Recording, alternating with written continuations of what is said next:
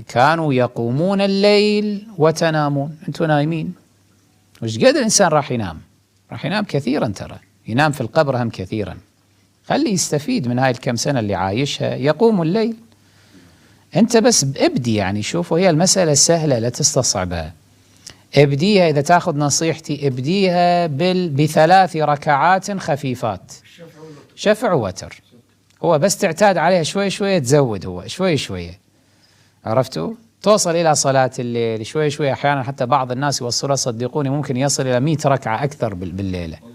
تصير لذة للعبادة، خصوصا في ليالي الشتاء الطويلة، كمجال للإنسان يصير. فهكذا يعني تناجى مع ربك. أي، فأنت ابدي بيها بهالبساطة، يعني شو شفع وتر بس حتى يصدق عليك أنك قد أقمت الليل، يعني بهذا المقدار.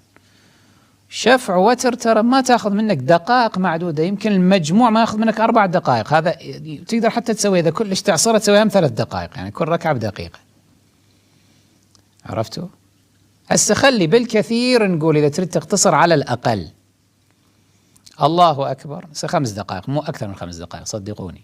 بالليل تتوضأ، بس تعبر الساعة يعني نص الليل منتصف الليل، قوم وقف على سجادتك، اتجه للقبلة، الله أكبر، سورة الحمد كل من حافظها، آية واحدة من بعدها تكفي، حتى مو سورة كاملة، يعني آية واحدة، قل هو الله أحد بس، اركع هم يصير.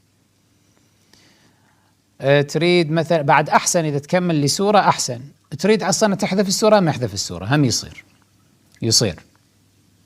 يعني شوف ايش قد تسهيل أكو.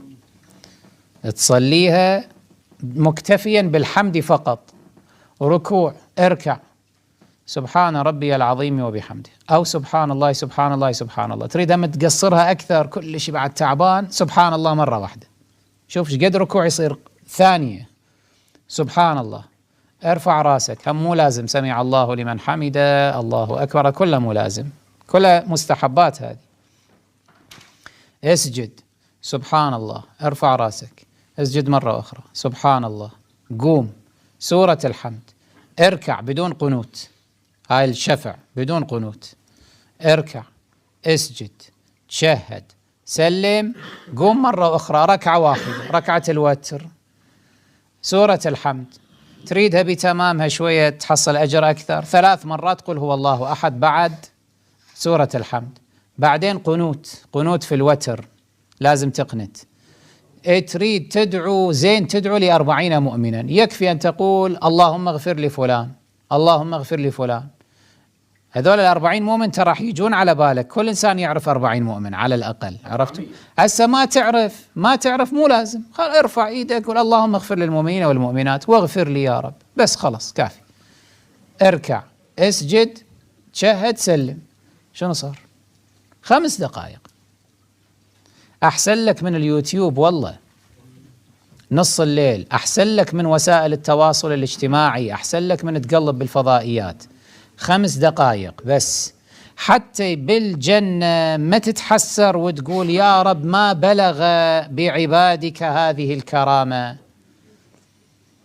تريد هاي الخيل ذوات الأجنحة اللي تطير بيك في الجنة، قم الليل وشوف قيام الليل تقدر أهون وأدناه 5 دقائق ياخذ من عندك كل ليلة، 5 دقائق فقط قبل لا تنام. شوف ما أيسرها وأسهلها، لا تتثاقل، لا تخلي الشيطان يسيطر عليك.